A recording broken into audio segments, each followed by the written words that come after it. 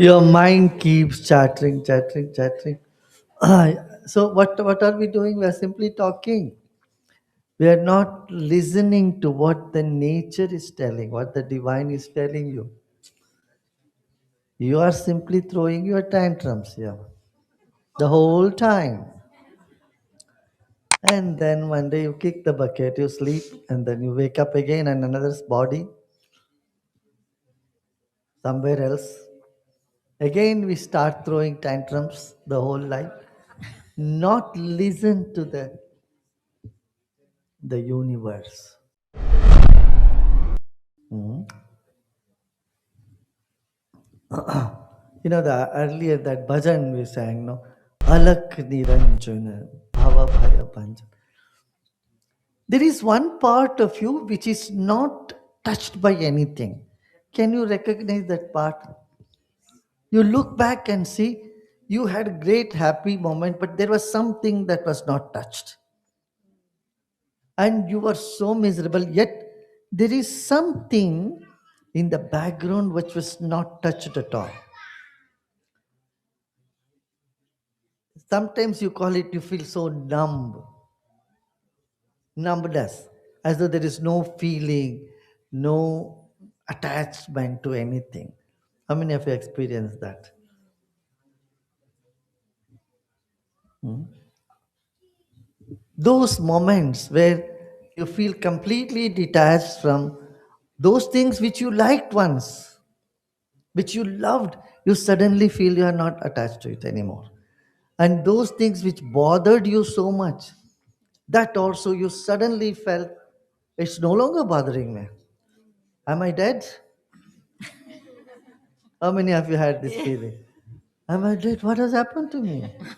So you start craving, oh, maybe I should be getting more joy, I should be more involved. But there is something in you which appears to be completely untouched. What is this? It creates uneasiness because you are familiar with only engaging in activity, not the witness. So that aspect in you, which is not changing, which is a sort of unattached, untouched by anything, is what Niranjan means. Niranjan means non-sticky.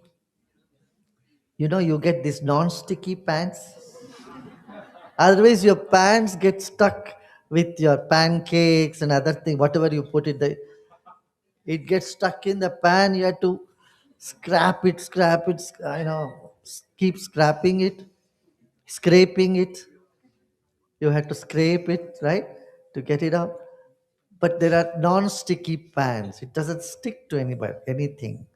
Like that Niranjan, Alak means that lamp, that light in you, which is completely untouched. And what does it do? Bhava Bhaya Bhanjana. The fear, anxiety, it kills it. Yeah. Alak Niranjana. What does it do? Bhava Bhaya. Bhava is the world. Bhaya, fear of the world.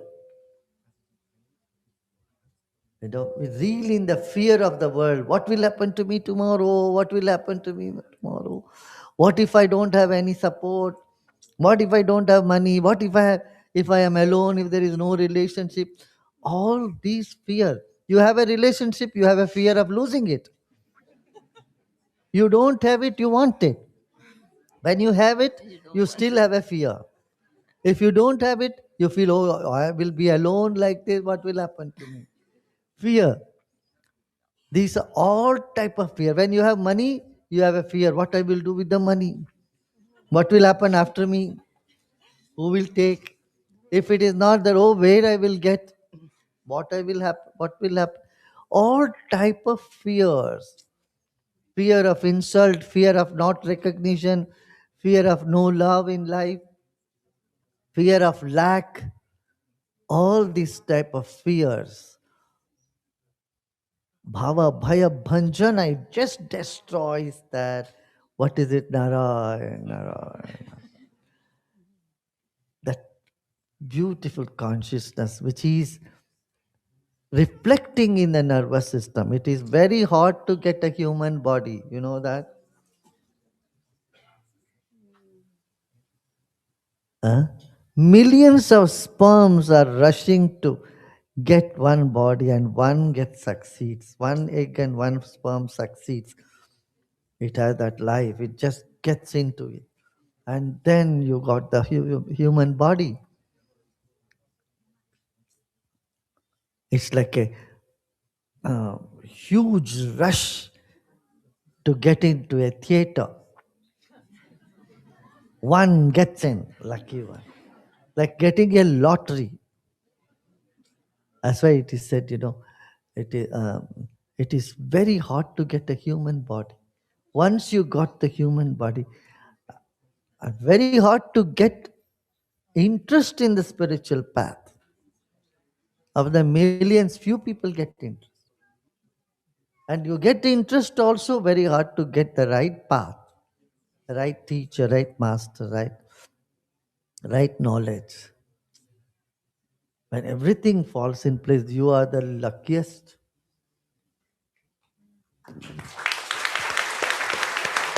There are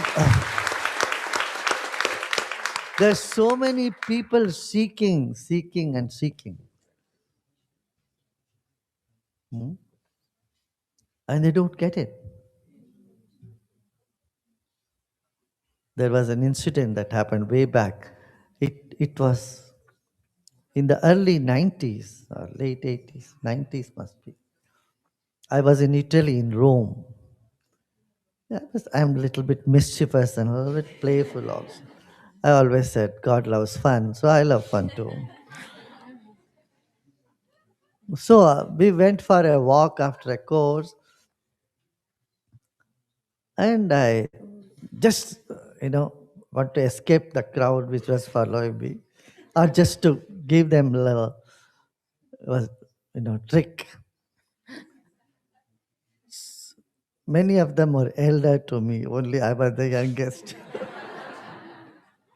All those who were all younger, elder to me. I don't think they would keep up with my pace of running and walking. So I ran into a bush. It was the slope of the hill, and I ran into a bush.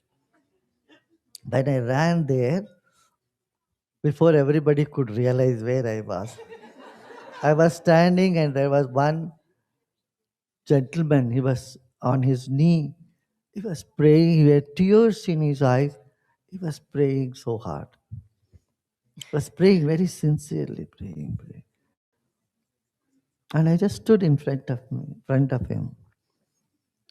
It took him 3, 4, 5 minutes maybe to realize there is someone in front. And then he opened his eyes, and then he was big shock. I didn't know any Italian, he didn't know any English. And tears were rolling. He was a young man in his 30s or 40s. I was also young. Now also, but then I had a lot of more hair and white dress, and so I was standing in front of him, and he was tears. By this time, our gang found out where I was. They one by one started coming, and I needed a translator because he needed a translator. He couldn't say. And he said, he went around the world everywhere, went to India, got so many malas, and he did so many japas for 2 hours, 3 hours every day. Morning 4 o'clock he would get up, and he visited everything. He went to the monastery, Christian monastery, and he was looking and searching, and he got so tired, so depressed. He was so desperate to have an experience because he found everything dark. Then he said, finally, I told God, God, I cannot anymore. You please send me somebody. You send me my teacher. You give me whatever. You come to me now. He said he that is what he prayed, and he was sitting and praying. And when he saw our whole gang was all blissful, everybody laughing, everybody in a very happy state, meditative state, his eyes opened. Suddenly he felt energy.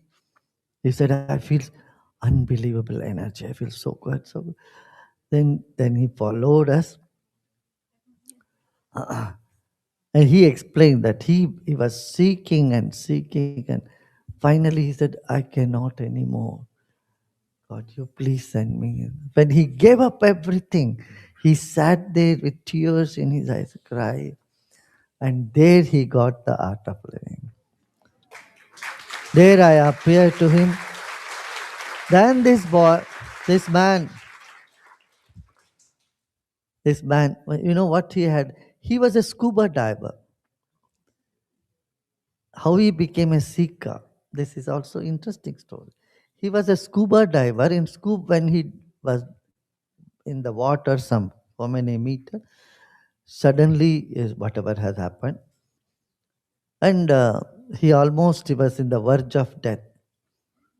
He felt out of body experience. He suddenly felt that I'm not the body or something. He felt some light, and he was seeking the. When he came out, he suddenly, from being in a very gross life, he started seeking, looking for, there must be some meaning for life. There must be something more to life than eating, socializing, and drinking, and sitting, and moving around. There must be something more. Then he went on seeking and seeking for several years. And then when he came to our satsang, did the kriya, he was complete. He said, what do I do with these malas now? He said, just keep them at home. You don't need to do anything much. So yeah, this is what I was looking for. What glimpse of experience he had had in life, he could now have it. He felt so complete, so satisfied, complete. Why I'm saying this is, it is hard. There are seekers in the world. So many are seeking. Those days there were no YouTubes, there was no WhatsApp, no messages, no social media. It was very hard for people to know anything. Only through flyers. I know many of our elderly devotees, what they would do, go on flyering. You put flyers and people look at the flyers, they come to a program.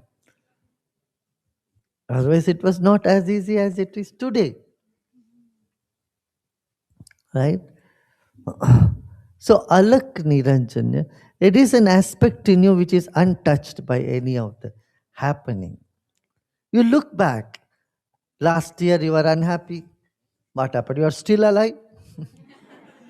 Year before you were unhappy. You are still alive. You had anxiety attack 2 months back. You didn't die. You are still alive. You had anxiety attack 10 years back.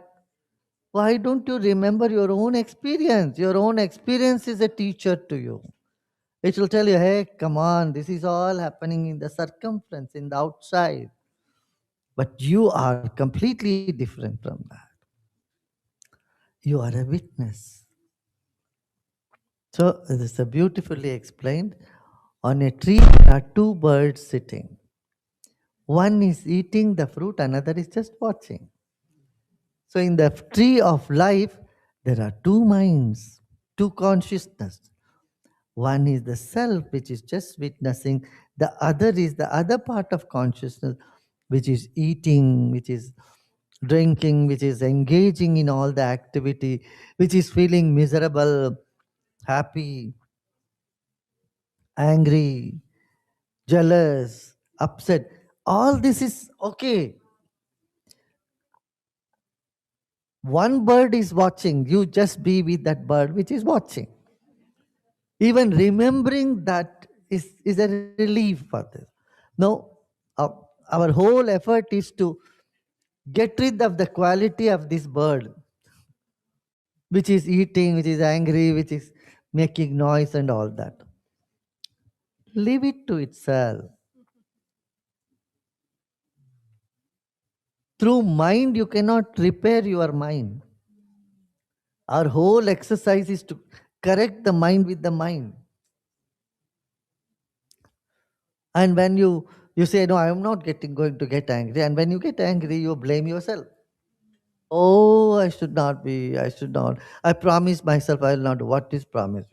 Your one aspect of it is doing all that. Now you remember. Alak Niranjan. Bhava Bhaya Bhanjan. When the remembrance of that which is not moving, which is not shaky, which is non sticky, will remove all the fear and anxiety out of. So you are in that stable state of blissful consciousness, divine consciousness. And that is why you go to Guru. So when you remember Guru is with me, you gain the strength. How many of you experience this already? When you feel the Guru is with me, then the Guru and the watching bird is the same. Mind and the small bird is the one which is eating and always engaged, always crying, always. If you have something, you are upset. If you don't have something, you are upset. Anyway, you are upset. Whether have or not have, you will be upset. You know, people who have everything are more upset than those who do not have things. This is a fact in the world. Because people who do not have anything, they are struggling to, they are doing something, they are swimming here and there and getting something to survive. But one who has comfortable, one who has everything to survive, is worried about, is anxious, is depressed, all these things happen. Huh? So remember this, that's it. That's why I said, latch on to the master. Because God is just a concept, you don't know God. We have never met God. We have never met the self or soul.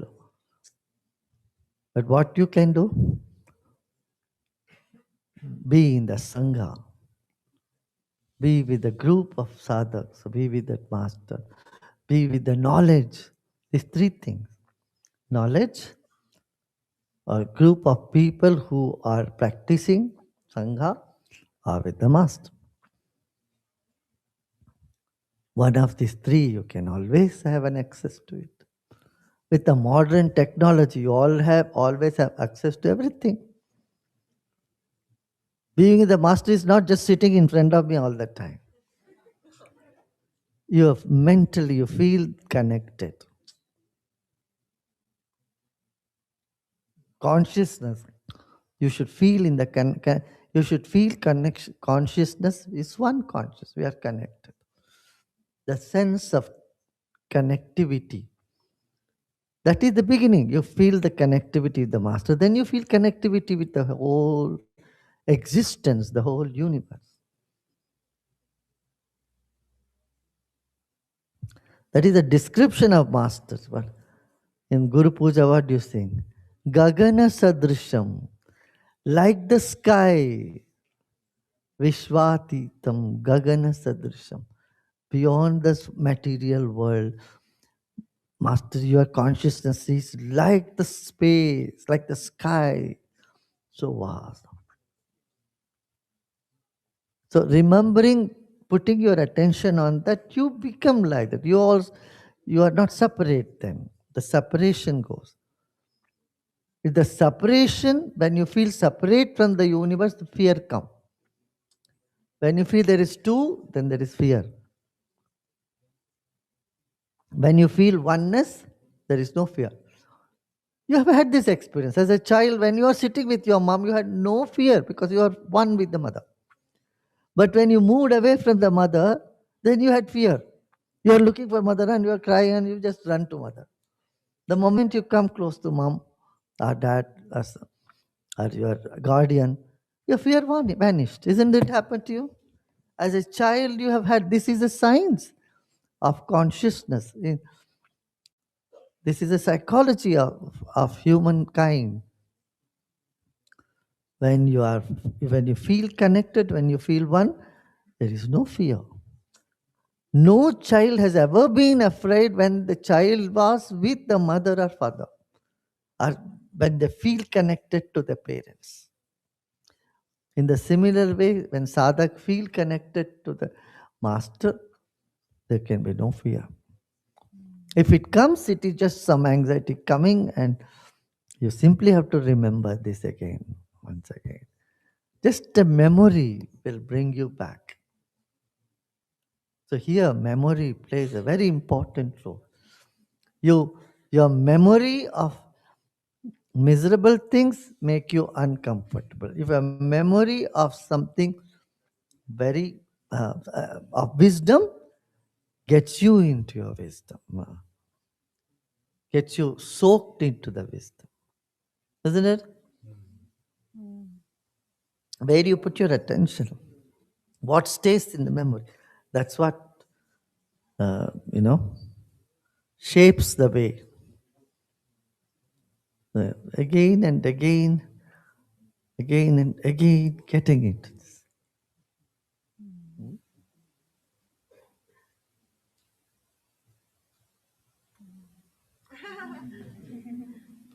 Good.